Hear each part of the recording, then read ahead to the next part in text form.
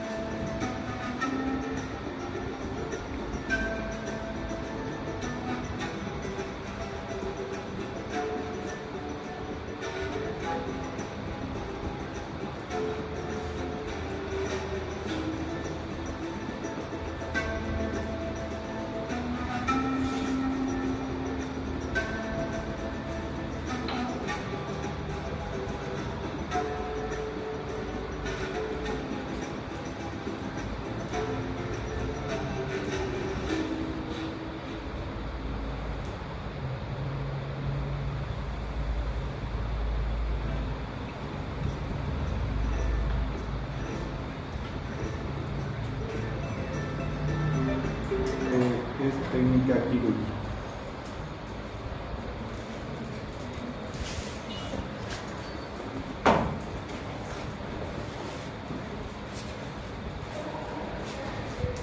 ¿Qué es lo que ves? ¿Qué puedes reconocer que sea útil para nosotros ahí, de técnica quirúrgica? Instrumentación. ¿Qué instrumento es este? Se llama Yankauer. ¿Cómo se llama? Yankauer. No se preocupen ahora, está en el libro también. ¿Qué es esto? No. Cauterizador. El electrobisturí. La lapicera del electrobisturí. Si nosotros vemos, hay una delimitación del campo operatorio. Esto todo es estéril. Está campos, los verdes, y compresas, las blancas. Si ustedes observan, el guante del cirujano es doble. Aquí hay uno y aquí hay otro encima, es raro. Pero ahí está. ¿En qué posición está el paciente? De punto dorsal. Todas esas cosas nosotros vemos por el conocimiento técnica quirúrgica. Hace una incisión.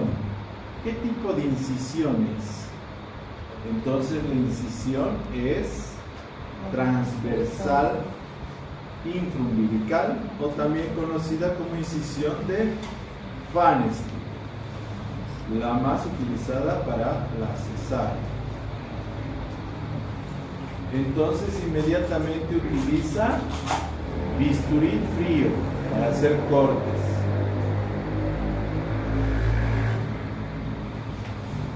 Después usa el electrobisturí para hacer coagulación de los vasos. Con una tijera de Metzenbaum corta la aponeurosis del músculo recto anterior, tanto a la izquierda como al lado derecho. Primero hace una divulsión, si ustedes ven, mete por debajo, miren, mete por debajo, abre la aponeurosis y recién corta. Se va a ver la línea alba, es decir, la parte media de acá. Primero va a ser electro. Se va a ver la línea alba en el medio. Y ahí en el medio va a abrir el músculo recto anterior del abdomen. Una vez que abre la línea alba o el músculo recto anterior del abdomen, no los va a cortar el músculo, trata de divulsionar, ¿ves? Abre. Eso es divulsión, no está cortando, quiere abrir. Mete sus dedos por el medio y abre. Jala a la derecha y a la izquierda. Y ahí tenemos la cavidad abdominal, todavía cubierto por el peritoneo parietal. ¿Ven? Ahí todavía está el peritoneo parietal. Va a cortar el peritoneo y divulsiona nuevamente a la derecha, corta, y al frente nuevamente divulsión y a la derecha. Si ustedes observan, la tijera, al ser un instrumento con anillas, agarra con el dedo pulgar y el dedo anular. Hacia abajo está separando con un separador suprapúbico. Inmediatamente del peritoneo parietal va a llegar al perimetrio, la capa más externa del útero. Entonces, si ustedes se dan cuenta, eso es técnica quirúrgica. Saber cada uno de los pasos, saber cada uno de los nombres de los procedimientos quirúrgicos. Todo lo que pasa en la cirugía lo sabemos que está haciendo. Una vez que llega al miometrio, hace un corte en el miometrio. Entonces también tiene que ser el cirujano muy conocedor de la anatomía del ser humano. Entonces, el miometrio. Corta poco a poco, porque no quiere entrarse directamente al endometrio. Quiere identificar claramente las envolturas del líquido amniótico, las membranas. Esto es lo que se llama parto seco. Bueno, cesárea en seco. ¿Por qué? Porque la paciente tiene VIH-Sida. Es por eso que hacen esta técnica de cesárea. Si ustedes ven, no rompen nunca las membranas. Ahí está divulsionando el miometrio y corta. En todo momento se mantiene sanas las membranas. Entonces ahora mete el dedo inclusive para divulsionar. Es difícil, sí, se puede romper cualquier rato la membrana, pero la idea es sacar las membranas hacia afuera para que solamente cuando esté apuntando afuera pueda salir el producto reciente.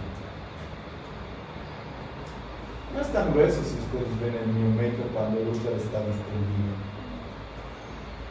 Ahí está. Entonces divulsiona poco a poco y ahí se cambian todos los campos. Ahí están las membranas amnióticas y se han cambiado todos los campos, inclusive los guantes. Si ustedes ven, nadie tiene sangre. ¿Para qué? Para mantener libre de contagio al niño. Entonces se mete la mano para que salga la cabeza. Entonces el anestesiólogo te empuja y sale la cabeza al orificio que has puesto, pero siguen las membranas íntegras.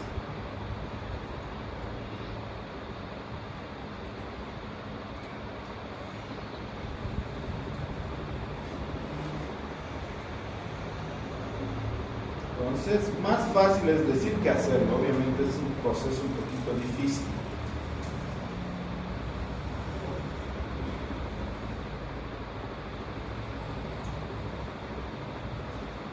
Y ahí sale, ¿ven?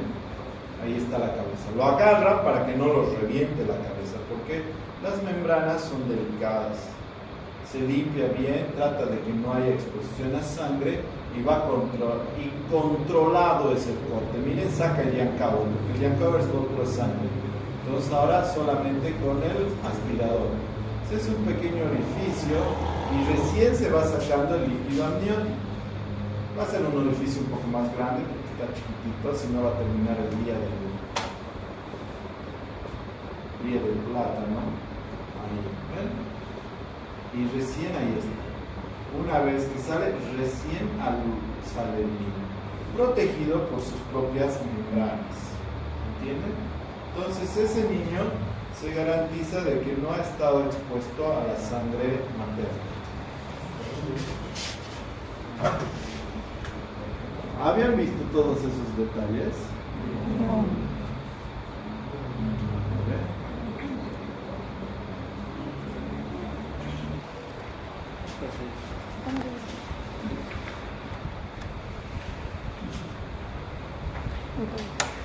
Yo como su docente les tengo que explicar algunos conceptos básicos. Por ejemplo, si ustedes observan acá, los que están participando directamente con el docente normalmente son alumnos de quinto, de sexto, digamos, en comparación a nosotros. Y los que están en segundo y tercero obviamente están en la galería, porque el proceso de aprendizaje de medicina es escalonado. Muchos dicen, doctor, ¿me puede llevar a su cirugía? Dicen. ¿Sabes algo de los tiempos quirúrgicos? ¿Conoces qué ropa necesitas estar en quirófano y dónde cambiarte, cómo cambiarte? ¿Sabes dónde pararte en quirófano? Entonces hay muchas dudas todavía que tienen. No pueden aprender. En medicina no es arruinando, aprendo. Porque arruinando va a ser tu mamá, tu papá, tu hermano. Es decir, no puedo entrar a quirófano y contaminar el quirófano porque no sé dónde cambiarme ni qué ponerme. No es difícil, pero si no lo sabes lo vas a contaminar. Entonces deben respetar su posición. Hasta que aprendan tienen que estar en galería. Hay muchos que intentan, si ustedes ven, adelantarse. No les va a ir bien. Si tú contaminas en quirófano, la enfermera o el doctor te va a tratar mal. No porque seamos malos, sino porque nos preocupan nuestros pacientes. ¿No quisieras que yo defienda a tu madre de esa manera? ¿De un alumno? Sí, ¿no ve? Quisieras que pelee la vida de tu madre, que sea agresivo, que sea protector. Ya, fuera, porque estás contaminando. Porque estoy defendiendo a mi paciente, a la madre de alguien, a la hija de alguien. Entonces no puedo ser contemplativo ni tolerante. Por eso se trata de mí. Entonces lo único que pueden pasarles es que les llamen la atención. Y digan, ese doctor o esa enfermera muy mala. No es mala. Tú hubieras querido que hagan lo mismo por ti o por tu mamá. Lo que queremos es alumnos interesados, que respeten su posición, pero se pongan de pie y aprendan un poco más que el resto. Entonces son un poco fuera de series. Están aprendiendo más que el resto, pero respetan su posición y no van a ser lastimados ni llamados la atención. A pesar de todo mi interés, hay muchos que están así. ¿A qué hora terminará la clase? Tengo que ir a comer. Tan largo lunes, dicen. Bueno, mi intención es traer a todos al interés para que podamos aprender. A pesar de mis múltiples enseñanzas, también en internado, webbing, ¿no? En el turno. Pero es que no hay nada que hacer, doctor. Siempre hay algo que hacer. ¿Creen que ha leído el frasco? No, no creo. Está webbing ahí. Es decir, hasta leer un frasco es aprendizaje del contenido.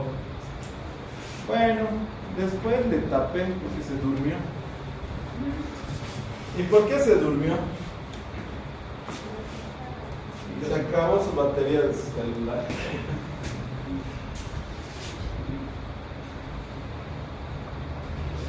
En emergencia tienes que estar tranquilo física y mentalmente, no tienes que cansarte. Porque la guardia es todo el día y la noche, ¿no? Y no puedes estar cansado, así que te tienes que cuidar. No puedes ir de pachanga el día anterior a tu turno y en tu turno estar desmadreado. No es responsable. Tú no quisieras que te suturen la cara un médico que está de sueño o que está cansado. Quisieras que te suture la cara que tienes un médico que esté descansado y preste para ayudar.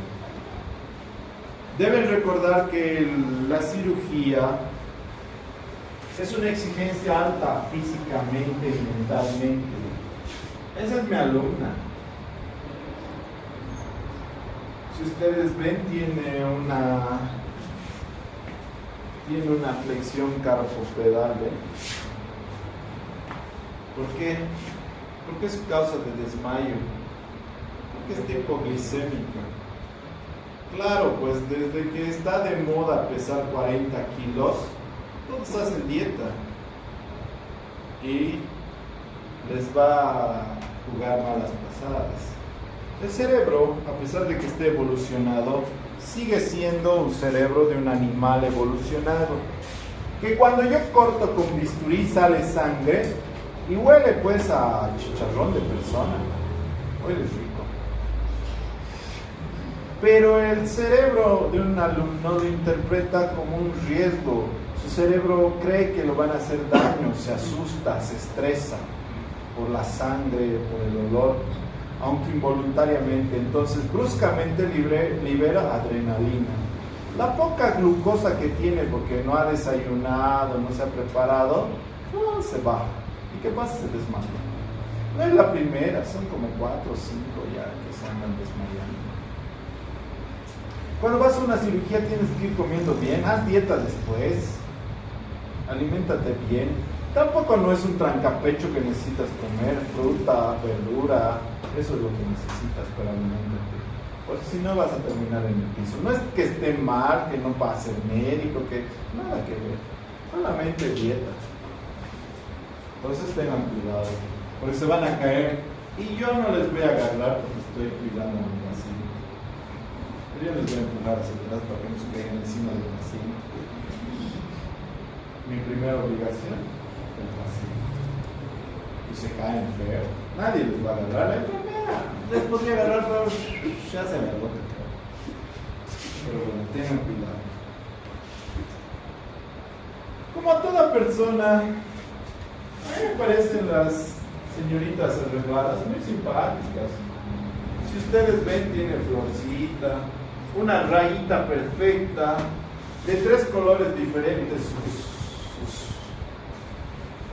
sus párpados, depiladas sus cejas, labios bien pintados. Está totalmente desubicada. La medicina es para que vayas con la cara como papa lavada. Como papa lavada, sin maquillaje, sin depilaciones. Y si tienes bigotes, con bigotes, pues ¿qué vamos a hacer? No puedes lastimarte la cara, no puedes poner maquillaje ni nada, porque se cae en la cirugía. No importa tu maquillaje de que sea, se cae a pedazos. Microscópicos, pero se caen. Y provocan peritonitis, alguna cosa. Rara vez será, pero no quisieras, ¿no? Que una bien pintada esté entrando a la cirugía de tu mamá para ver nada más.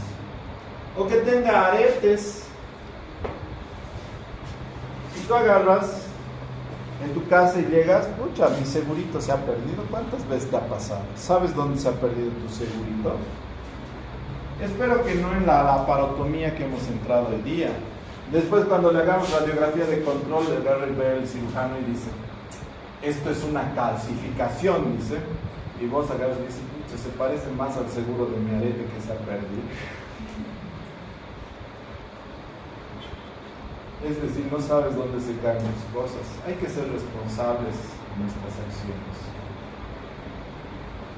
No, prometo, doctor, cuando yo trabaje en el hospital voy a vestirme, cambiarme, peinarme, asearme así. Si no te acostumbras desde el día, no vas a cambiar. Si te acostumbras a usar zapatos de cuero, para que no se caiga un bisturí, tijera ni aguja y te lastime, vas a usar. Si ahora usas tenis, chancletas, no sé, zapatitos abiertos, sin medias, todo eso, siempre lo vas a hacer porque no te vas a acostumbrar a otro tipo de vestimenta. Entonces no se olviden que todo es un entrenamiento. Y si quieren un ramo quirúrgico, un ramo de emergencia, tienen que tener cuidado. ¿Listo? En la historia de la cirugía, tiene importancia trascendental conocer la historia porque nos permite aprender el conocimiento con placer y además nos permite relacionar nuestros conocimientos de forma más rápida y más fácil. Ya no va a haber ese conocimiento, pucha, sé la palabra pero no me acuerdo. Eso ocurre porque has aprendido la información como datos. Entonces por eso es muy difícil que la memoria alcance esos datos. Mientras si lo aprendes asociado a una historia, siempre es más agradable y más fácil. En la evolución, obviamente la historia ha sido muy difícil de la cirugía. Es un procedimiento extremadamente complicado que se ha intentado desde siempre. Incluso la cirugía, el tratamiento quirúrgico, ha demostrado la evolución del ser humano. ¿Desde cuándo el ser humano se considera un individuo evolucionario? Entonces había hace 1 millón de años, más o menos los neandertales. ¿Cómo sabíamos si eran individuos evolucionados? Porque había una cicatriz de fémur. De un fémur fracturado había la cicatrización. Eso significa que a ese que se ha fracturado el fémur, alguien le ha cuidado de los animales. Alguien le ha llevado comida y alguien le ha dado algo para que cicatrice. De otra manera, no podría ser. Como los animales, ahí uno se fractura, nadie le lleva agua, nadie le lleva comida, ¿no? Entonces nos sirve para ver la evolución. Se ha visto amputaciones de mano, de brazos, tratadas con mejoría. Quiere decir que alguien se ha encargado de cuidar.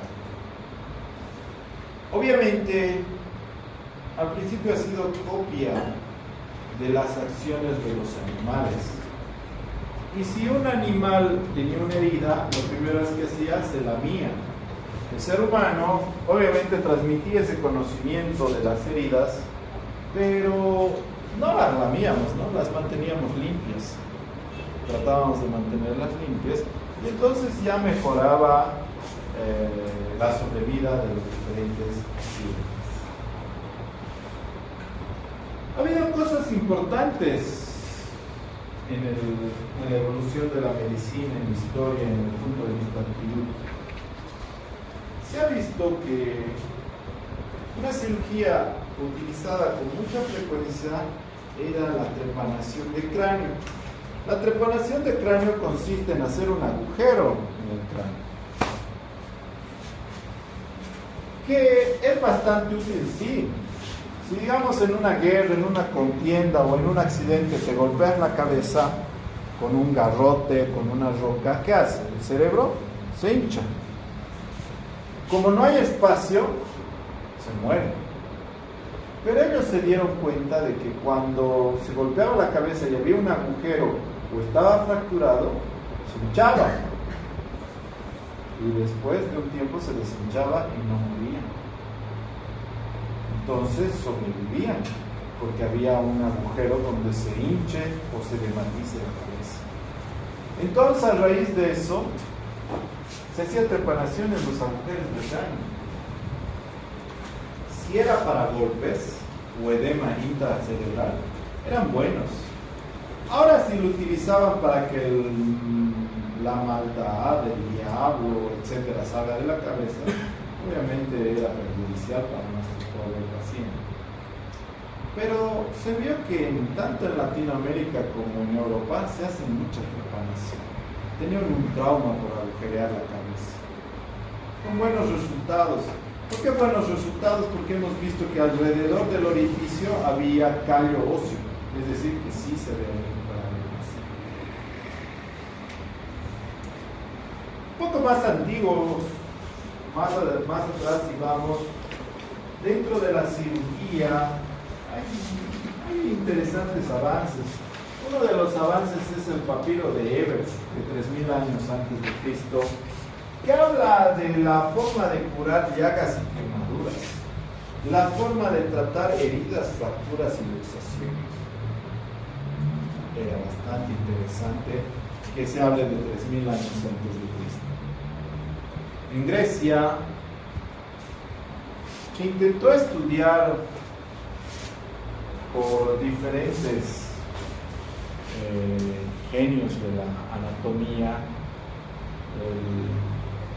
el cuerpo humano, pero no se logró completar este estudio porque inmediatamente apareció en Roma y en Grecia el oscurantismo y la religión, ¿no?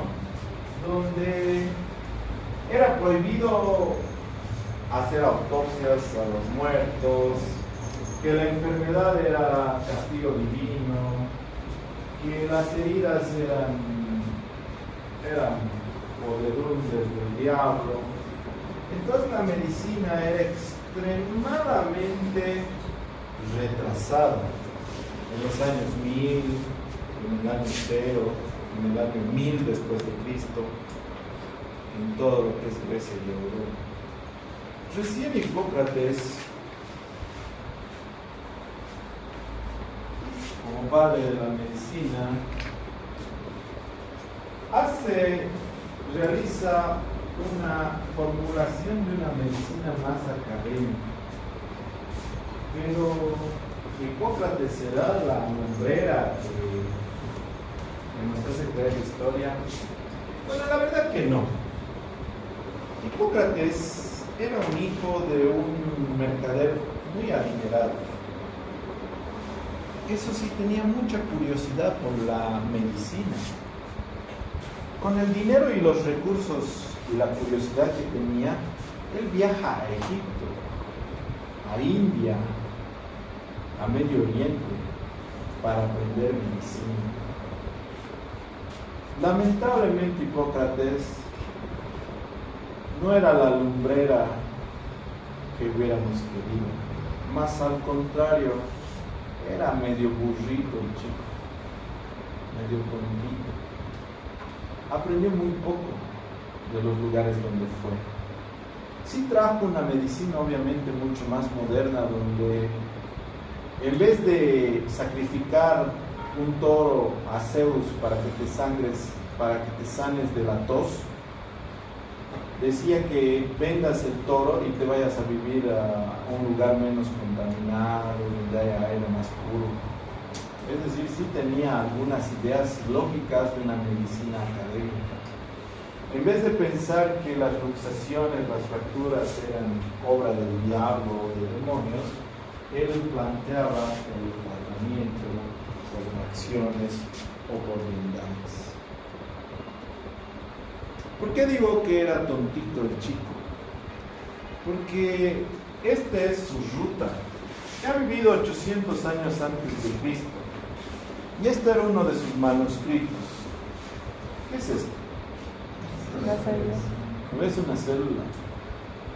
Es decir, en la India su ruta ya tenía un conocimiento extremadamente avanzado de lo que es la medicina.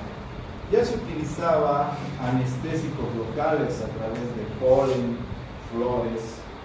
Ya se utilizaba hilos reabsorbibles, como el cálculo. El material de su ruta es muy parecido al que nosotros utilizamos 800 años antes de Cristo.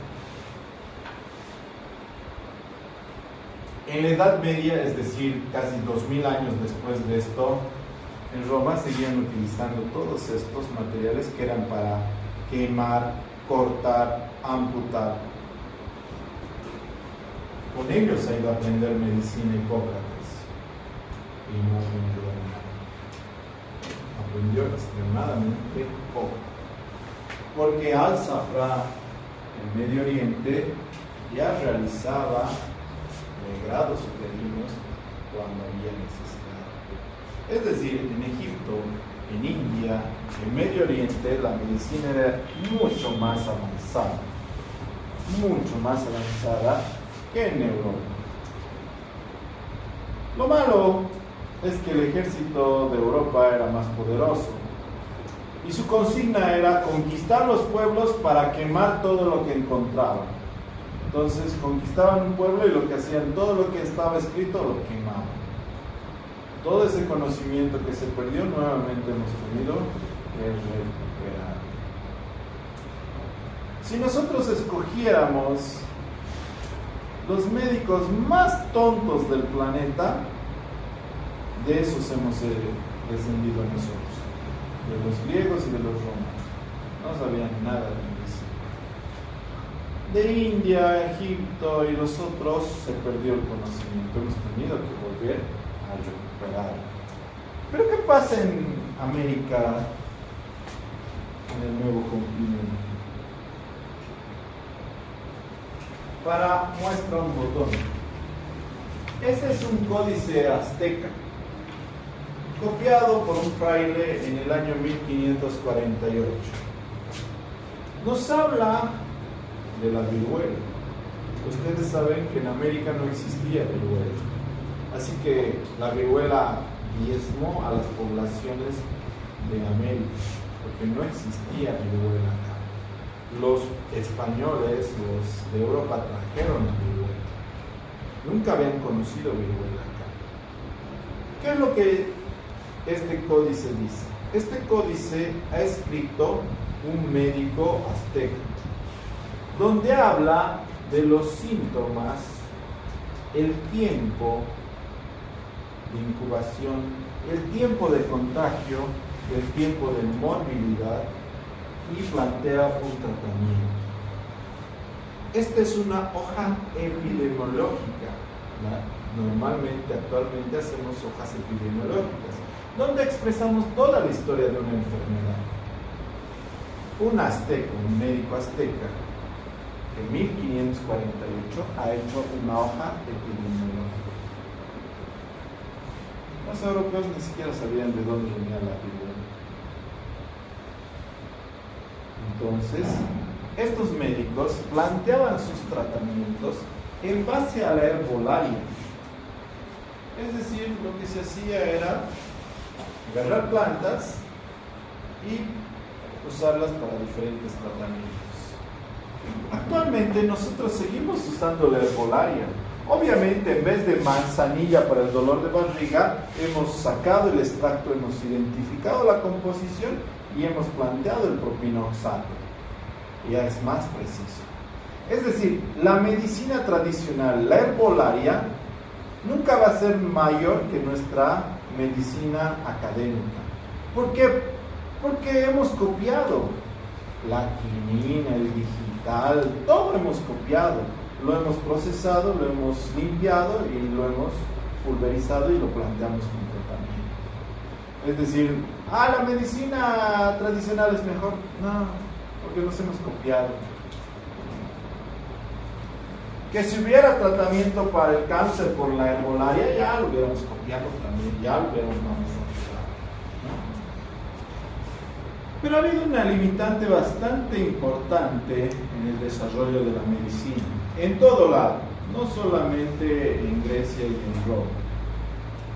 es el misticismo. El misticismo siempre se metía en la medicina y peor en la cirugía. Este paciente con fiebre, lo que hacían para que le baje la fiebre era cortaban al perro su abdomen y le ponían encima al perro moribundo para que absorba la fiebre el pobre perro. Bueno, el pobre paciente también con su perro ahí arriba. Entonces había mucho de misticismo para la aplicación. Claro que también las heridas han sido siempre extremadamente agresivas. Una flecha en la cabeza, muy difícil tratar en este momento también. Y peor si no conocían nada de anatomía. Era prohibido por la iglesia el hacer autopsias. Era prohibidísimo. Si tú juzgabas un cadáver, te volvías en cadáver también. Es por eso que no tenían idea. Si ustedes ven aquí, cuentan los huesos, hay más huesos de los que debería haber. No tenían ni la más pálida idea de cómo era el cuerpo humano. Entonces eso no ayudaba a mejorar la medicina. Se hacía anatomía comparada. Se utilizaba ganchos, etc.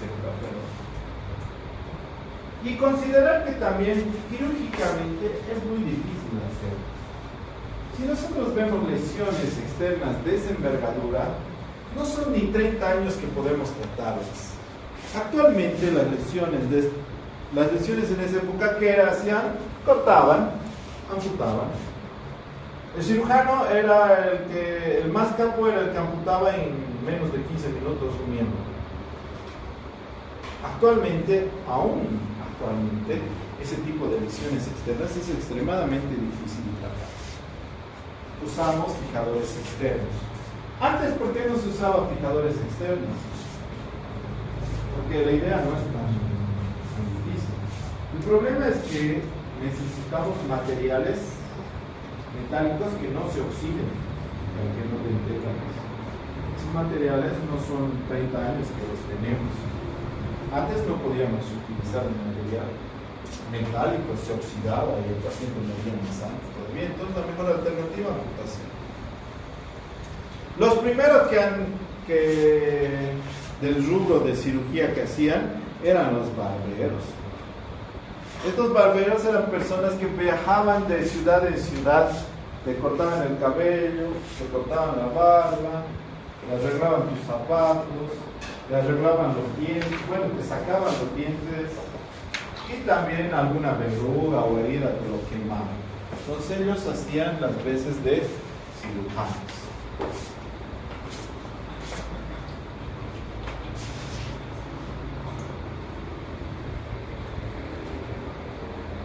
Ya en el siglo XV, XVI, ya un poco la iglesia debatió la necesidad de una anatomía adecuada, donde ya anatomistas como Andrés Besario ya pudo explicar de forma adecuada las características del cuerpo humano. Ya se hablaba de la necesidad de hemostasia, ya no era necesario hacer sangrías, ya si no era conservar la sangre dentro del cuerpo gracias a un hueso parejo. Incluso en Francia se publica la primera portada del libro de la revista de cirugía en 1594, que habla de las quemaduras en las minas de carbón secundarios a las explosiones que había, ¿no? Y obviamente apareció la anestesia, pero siempre hemos encontrado la forma de pervertir los descubrimientos. Se utilizaba éter para anestesiar a los pacientes, pero se vio que el paciente, después de la administración del éter, despertaba feliz, contento. Entonces los duques, las personas millonarias, contrataban el anestesiólogo para anestesiar a su mujer y a su suegro. Y así estaban felices la suegra y la mujer, sonrientes. Entonces el noble tenía su anestesiólogo. Cuando la mujer se ponía de mal humor, anestesiaba. Creo que buscamos más anestesiólogos, ¿no?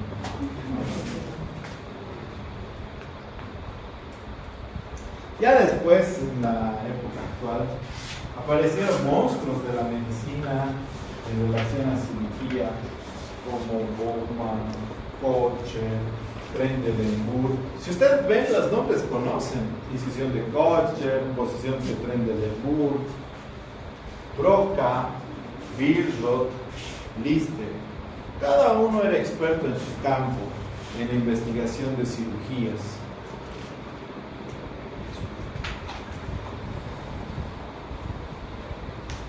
¿Cómo se define técnica quirúrgica? La técnica quirúrgica es una ejecución reglada y sincrónica de maniobras operatorias eficientes. Existe una técnica quirúrgica especial y una técnica quirúrgica general. La técnica quirúrgica general habla cosas para muchos procedimientos, como el ambiente, instrumental, tejidos. No aborda en una cirugía específica, mientras la técnica quirúrgica especial aborda específicamente para un tipo de cirugía. La cirugía o la operación es un procedimiento cruento que trata las disfunciones físicas o funcionales desde un punto de vista operatorio, quirúrgico. Las operaciones pueden ser típicas o atípicas.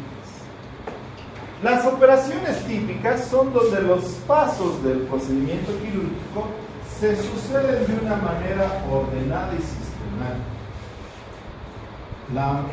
Las operaciones atípicas es donde los tiempos y los pasos quirúrgicos que se desarrollan son totalmente atípicas, es decir, de acuerdo a las características del órgano.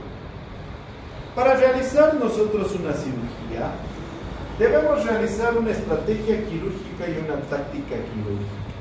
Esta comprensión de una estrategia y táctica quirúrgica nos ha permitido modernizarnos, porque la estrategia quirúrgica habla de un preoperatorio, transoperatorio y posoperatorio. ¿Qué quiere decir esto? Por ejemplo, hace unos 20 años, si yo tuviera operado de apéndice, vendría tu papá, tu mamá, tu abuelito, tu tío, todos vendrían a ver. Porque el riesgo de que te mueras era alto. Era esperable inclusive que te mueras por una cirugía, por una infección. Actualmente, si yo te opero, lo más probable es que la única que venga es tu mamá. Por si acaso, la mamá es para todo. Si tienes mamá, tienes todo en el mundo. Si no tienes mamá, lamentablemente estás solo en este mundo. Entonces la única que va a venir a verte es tu madre. Tu papá, hola hijo, cuando salgas te llamo.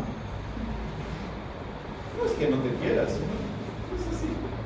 Actualmente, ¿por qué hacemos eso? Porque lo más probable es que te vaya muy bien, te vas a operar y mañana te vas. ¿Gracias a qué? Al preoperatorio, al transoperatorio y al posoperatorio. Incluso la táctica quirúrgica, el cirujano la va repasando. Bueno, cuando entre a la cavidad abdominal, si me encuentro un apéndice colgado, ya sé qué hacer. Si me encuentro una apendicitis, ya sé qué hacer.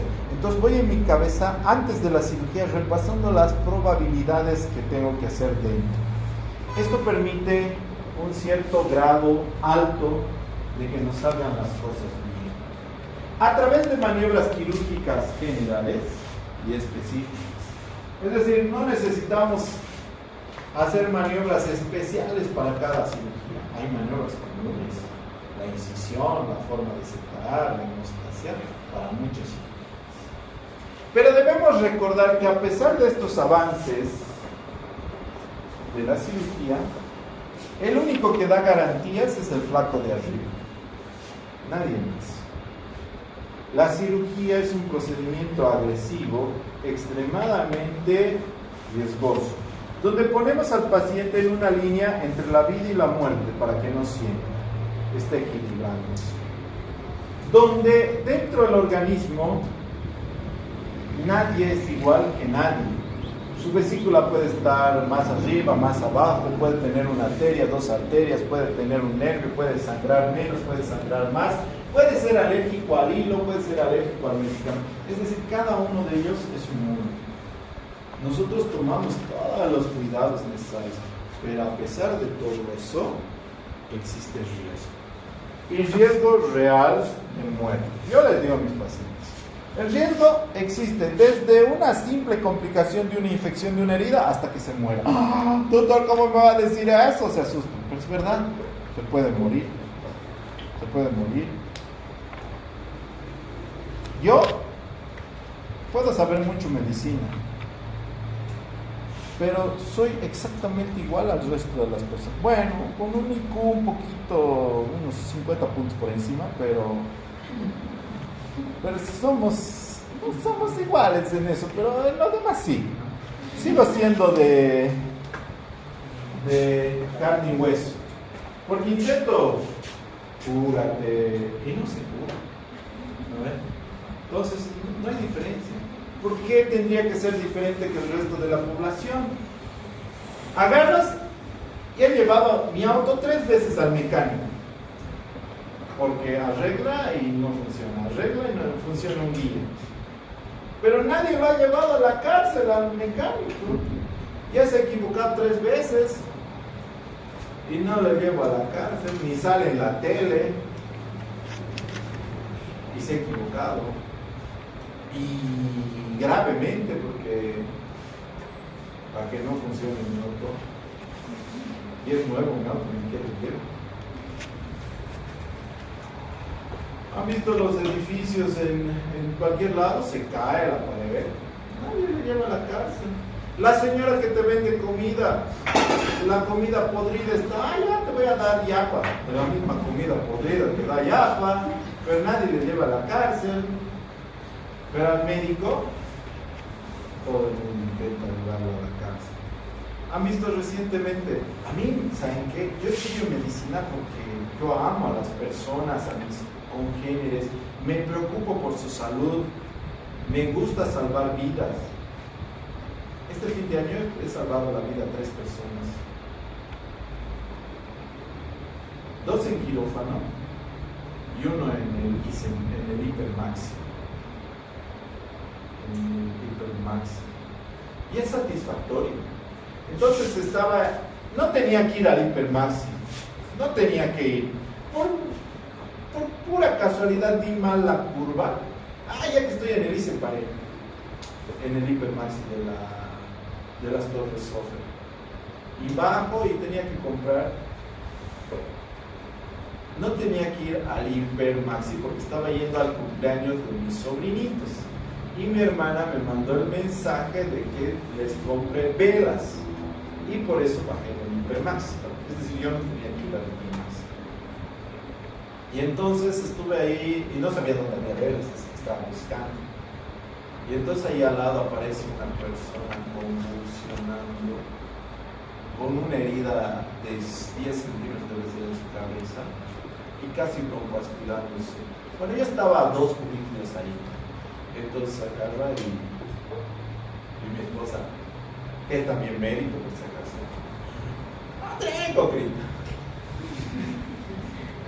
Y yo, ¿cómo lo conoces? Yo ya sabía que había algo mal y que solo me llamaría sin estar a mi médico. Entonces voy caminando, no necesito correr, ¿para qué voy a correr? 10 segundos, 5 segundos, si alguien se muere en 5 segundos yo no podía hacer nada, entonces yo necesito más tiempo. Entonces voy, agarro y veo. Y todo el mundo haciendo sus changadas ahí. Tratando de matarlo al pobre. Tratando de resucitarlo, yo creo. Pero si no está con paro, cualquier cosa. Ya, a ver, señorita, fuera. Usted fuera. Todos se quedan conmigo. Tú agárrale, échale, ponle de costado. Dame guantes porque vinieron los del hiper. Me dieron guantes. Le vi, agarré. Confusión, dejarle de convulsionar, le pones de lado, le jalas su lengua para que no para que haya buena ventilación. Listo, su herida, que estaba sangrando un montón porque ya estaban en un charco. Agarran, dame esos trapos, pones, pídanle, ha venido la doctorita porque habían tenido una doctora ahí, y la otra, gracias a Dios que estaba usted, doctor, pues yo me desmayaba, dice, es jovencita, pues, bien joven, recién ha de regresar, dame una gasa, vendamos, listo, vienen los del servicio, listo, se acabó, no necesitábamos hacer nada, pero sí iba a broncoaspirar, iban a lastimar, tratando de hacer resucitación, iban a soplar, es decir, suerte, destino. Y los otros era, a ver, que era una apendicitis así horrible. Sí, pero fue bueno, en fin.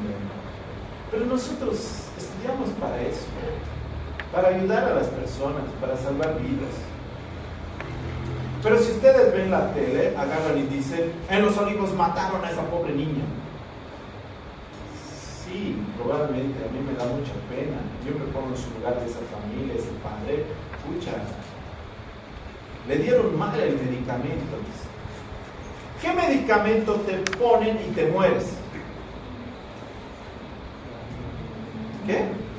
¿Morfina? ¿Qué? Un relajante muscular. Atracurio. Primero que el atracurio y todos los relajantes musculares y los anestésicos no están a disposición de las enfermeras. ¿Saben por qué? Porque son caros. No es por otra cosa. Son caros, así que están echados de ave. Son caros esos medicamentos, el propofol, el atracurio. Esos son caros. Y además se hace con receta valorada. Es un descargo. Es decir, es una receta que se pide a sedes y que te cobran cada 3 meses 200 bolivianos y te dan 10 recetas para hacer. Es decir, son recetas controladas. Entonces el medicamento atracurio no puede estar ahí afuera. Es decir, no podría estar. Es súper controlado. Y aún así, si le administras atracurio, lo único que vas a ocasionar es un paro cardiorrespiratorio por flacidez muscular. Tratamiento. Cualquier médico le pone el ambú y listo, y no se muere. No necesita más nada. Le pones un ambú y respira, porque el corazón va a seguir latiendo. Lo único que no va a hacer es respirar. Si ustedes ven, cuando intuba el paciente, cuando intuba el anestesiólogo, lo deja ahí y a veces no puede intubar y lo ventila. 1, 2, 3, ni siquiera lo intuba. No está pudiendo, lo ventila. Después intenta, y si no puede, lo sigue ventilando. Es decir, es muy difícil que alguien se muera por un medicamento en un hospital. Alergia. Pero aunque tuviera alergia, aunque sea un shock anafiláctico, en el hospital tenemos todo. Y en las clínicas siempre hay un médico de turno. Tendría que ser muy retrasado mental el médico para que no sepa cómo reaccionar. O tener mucha mala suerte. No darse cuenta de la administración del medicamento, del atracurio. Pero no creo que el atracurio es caro y es controlado. Muy difícil que lo vean. Y además dicen en la tele que el medicamento lo ha indicado el médico. Es decir, él lo ha indicado, porque hay una orden verbal o escrita por teléfono. Y un médico no daría atracurio a un paciente. Pero lo que pasa es que se han equivocado. Un errorcito puede ser, ¿verdad? Pero ahora quieren meterles a la cárcel. ¿Entienden la diferencia de nuestra profesión? Es injusto. Es decir, mi mecánico puede equivocarse 10 veces. La de la lonchería te puede hacer diarrea, fiebre tifoidea y todo lo demás 10 veces y nunca nadie les dice nada. Agarran, les pescan con... Allá alrededor de San Simón existen los pollos de 6 pesos. Esos pollos de muerte natural. Creo que 2 presas a 6 pesos, imposible, ¿no ve? Es alrededor. Y entonces ahí los pescan muchas veces con intoxicaciones a varios alumnos. ¿Qué hace la intendencia? Le da, malo, no vuelva a hacerlo. Y al médico, ¡ay, es un asesino! Están viendo en la tele. Entonces, a mí me parece bastante injusto. Nosotros tratamos con vida, nadie quiere matarle ni hacerle daño. Mala praxis, eso no es. Hasta puede ser un error involuntario. Mala praxis sería que yo te opere de borracho. Que borracho vaya y te opere. Que dicho sea de paso, antes lo hacían por si acaso. Borrachos iban y operaban y nadie les decía nada. Se moría el paciente y el médico iba al entierro del paciente y le daban la mejor mesa y la mejor comida y lo abrazaban como doliente al médico. Actualmente, si vos matas a un paciente y vas al entierro del paciente, capaz te metan al agujero con el paciente más. Así han tergiversado las cosas. Es decir, el médico ha sido el pagano de todos sus dolores. Mala praxis es que si yo tenía que amputarte la pierna derecha, accidentalmente te amputé la pierna izquierda. Que dicho sea de paso he visto también hacer, pero no en pierna, peor en cerebro. Entonces agarraba, yo lo veía al neurocirujano, yo noto cirugía, y lo veía al neurocirujano mirando la tomografía y después iba y hurgaba en el cerebro, de nuevo miraba y de nuevo hurgaba en el cerebro. Y al día siguiente, de curiosidad, le pregunta a la enfermera, ¿y hasta qué hora se quedó operando? Porque 4, 5, 6 horas. Los neurocirujanos operan con calendario, no operan con reloj. Con calendario. Y le digo, ¿hasta qué hora se queda? A las 3 de la mañana. ¿Y qué pasó? Es que estaba al revés la tomografía. No era al lado derecho, era al lado izquierdo. Por eso no encontraba el tumor, pues. Porque estaba buscando en el otro lado. Incluso eso no es un error, pues, a propósito. ¿Quién lo hace a propósito? ¿Quién quiere quedarse 8 horas webbing ahí? ¿Acaso quiere hacerlo? Ahora, obviamente, el pobre paciente creo que se ha muerto, pero pues nadie no lo hace a propósito. Nadie no lo hace a propósito. Pero por eso tenemos que alcanzar objetivamente mayor pericia en los diagnósticos y en el tratamiento médico. Por eso no pueden no saber, porque no puedes decir en el internado, ay, el doctor me ha dicho que le ponga y por eso le pone, ya adentro vos más, con el doctor y vos a la cárcel. Pero eso es de interno, lo siento, igual. Entonces tienen que tener mucho cuidado. Las responsabilidades son personalísimas, es decir, no. Si metes la pata y se muere el paciente, ¿crees que el doctor va a decir, ay, no ha sido mi culpa, no vaya a la cárcel? Ha sido la culpa de que te vaya a la cárcel, te vaya a la cárcel, va a decir, más bien. Entonces tienen que tener mucho cuidado. Es así la medicina en el trabajo dirigido. Y tienen que hacerlo ahí, ¿ya? En el trabajo dirigido. O los que no tienen el libro en hojas, no hay problema, ¿ya? Pero tienen que hacerlo, yo reviso. Realicé un mapa conceptual para organizar y visualizar la información relacionada con la evolución de la cirugía a lo largo de la historia, resaltando los hitos de mayor importancia. Use un resaltador para eso.